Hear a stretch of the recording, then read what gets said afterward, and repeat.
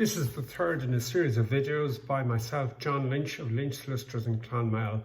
And this morning I dealt with the issue of cohabitation agreements, which is very relevant during our COVID-19 scenario. Basically, a cohabitation agreement is an agreement that you can enter into under the Cohabitation Act 2010, which enables you to regularise your financial affairs with your partner. If you don't do a cohabitation agreement, then you may or may not be entitled to relief in the event of either the death of your partner or the end of your relationship. It's a very important thing, I believe, to actually do the agreement because it prevents any possible difficulties in the future. The agreement should cover things like joint assets, joint bank accounts, financial dependency, maintenance, pension rights, and property rights. If you don't do a cohabitation agreement, then you may or may not be entitled to benefits in the event of the end of your relationship. One very important thing to bear in mind is that if a relationship ends, you have a very limited period of time of 2 years to actually look for redress from the courts. If you don't do it within that time frame, in the event of the end of the relationship, then you can't bring a claim. The second thing is that you also have 6 months from the date of death of a partner from the date on which representation is taken out on the estate.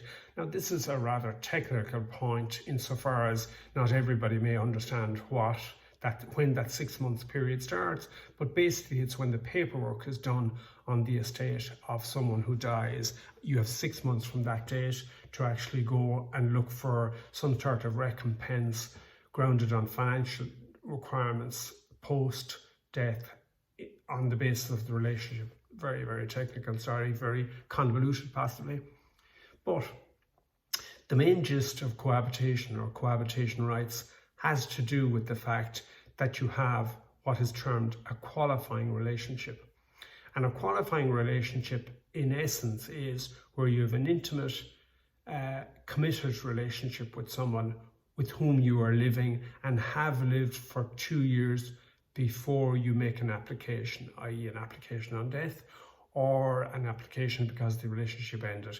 It's an important point in that there was a recent case that basically set out that 2 year period is a 2 year period without break as such. So in other words, you must have a continuous period of 2 years prior to the date of making your application, or else you can't make the application.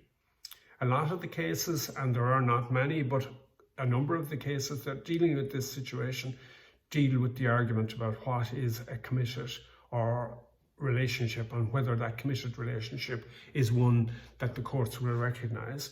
And that's down to a couple of kind of criteria that they look at. How long was the relationship? What kind of financial dependency was in the relationship? What kind of contributions were made by the party to the relationship? And there are a number of other criteria as well. But the other scenario that you're looking at, or that you need to look at, is that there is a time requirement also to be entitled to claim relief. And that is that where there are no children, it must be a 5-year relationship. Where there are children or dependent children, then the period is shorter, it's 2 years.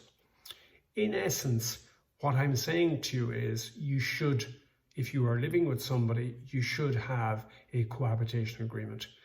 A thing to remember is, and this is not a little spark for the legal profession, but a thing to remember is that you must have independent legal advice in order to have a viable and valid cohabitation agreement.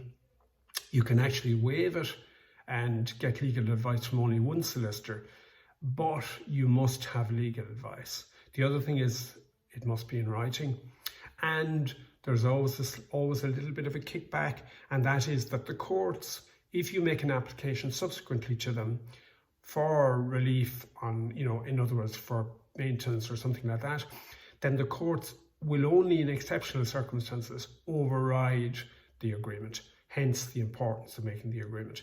I hope you found this video informative, and hopefully it is one and many in our series of COVID-19 videos. Thank you very much for listening. This is John Lynch of Lynch Solicitors in Clonmel.